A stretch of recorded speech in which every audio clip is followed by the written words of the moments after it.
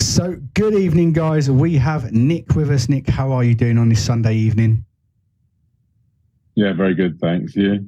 Yeah, not too bad, mate. I just had a little chat, said I was having a laugh with my son at Liverpool losing, they went and won. So, that's come back to bite me.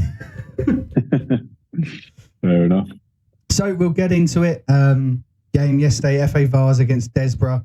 A long travel. I hope you had a nice travel down there. So, thoughts on the game?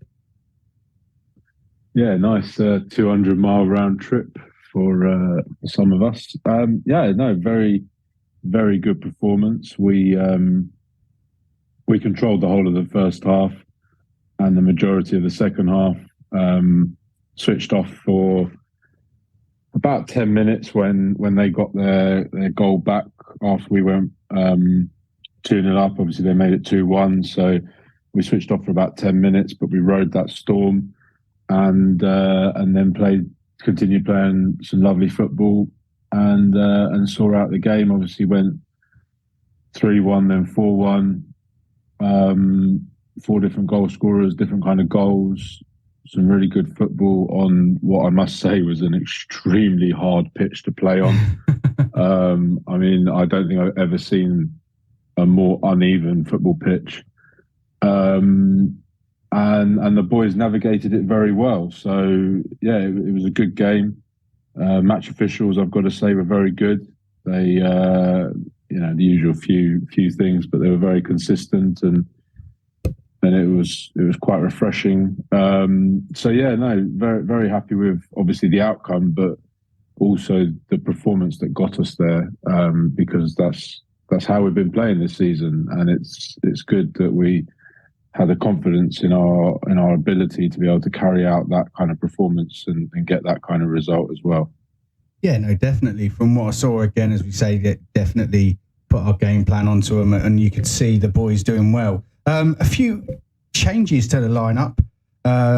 Obviously, we had Adam and Tommy both into the starting lineup. Adam not playing where he would normally play, and not really the position you would see him in. But what were your thoughts, and how do you think he did out there?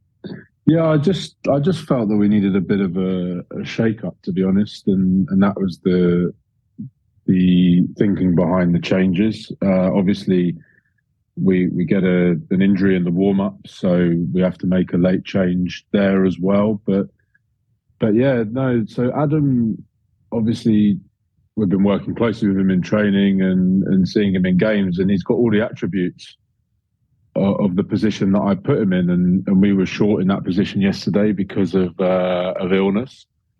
So I decided let's give him a go there and see how he does, because obviously we trained that way on Thursday night, so it wasn't completely out of the blue to him, and we discussed with him exactly what we wanted him to do and how he needed to play it. And if Tommy hadn't have got man of the match for coming in and having an outstanding performance himself, and just having that composure that he brought to the team yesterday, Adam probably would have got it as well, or instead. So, but between the two of them, they both had absolutely fantastic first starts in Aussie shirts. But it was a solid team performance. So, there's always one man of the match, but ultimately a lot of the team could have got that. But those two, just especially with Adam playing out of position, those two were outstanding. Yeah, both brilliant performances. Again, same with their lads. There was a lot of good performances out there. We'll get on to man of the match then. Tommy, the cool, calm and collected man at the back, did scare me a few times, but he had it all under control. So I know we put it on Twitter last night. What were your reasons behind it? Pretty much what you've just said. Obviously, we spoke about it on the way back. So it's just his calmness, and like you said, sometimes it's a little bit too calm. And obviously, I speak to him about that on a regular basis. But he just backs his ability, and that's what you want. We want to play a certain way, and we're asking the players to trust in that and trust in their ability. And they've got the ability to do it, and he epitomizes that. And and having that calmness just settles things down, brings players into the game. And it's really refreshing to see. And we've got a number of players like that. They've just got to trust themselves. And Tommy is one of those that does. And the thing I like about Tommy, that was obviously his first start. He just knuckles down. He works hard. He's come off the bench a few times. He doesn't moan. He just gets on with it. And then comes into the team for his first start and has an outstanding performance. And that's all you can ask for from a player. And that's why he deserved man of the match, not just for his performance, but for the all-round what he gives to the team and how he holds himself. No, fantastic. A question that was said in the bar at the end of the game. What we're saying, I know you would have looked at VO. Are we saying it was a will goal or an own goal? It was actually a will goal. I told you. I think he pokes his leg through the defender's leg. It is tough to see on the VO, but we'll give him the benefit of the doubt because it looks like he pokes his leg through and stabs the ball in. But everything from the cross to the keeping the ball alive, creates goals like that. So the other goals we scored as well were fantastic goals where we kept balls alive. Obviously, the move that led to the penalty was probably the best move of the season so far. And all the boys deserve a huge amount of credit for that. But that one was Will's goal, yeah. No, I'll touch on the goal that led to the penalty. You were going, the things you were saying, this is fantastic, boys. It was lovely to hear the enjoyment from the passes and the creativity from the lads for the penalty from you. So next round, Penn and Tyler, what are we thinking there? Yeah, there'll be a well-organised physical team, combined counties league. So just another tough game in the season. We prepare like we prepare for any other one. It's towards the back end of September. I think it's the 23rd of September, is it? So, but yeah, nothing changes really. We just got to focus on the league now. Obviously, the league cup draw must be coming up soon as well. So we'll have to.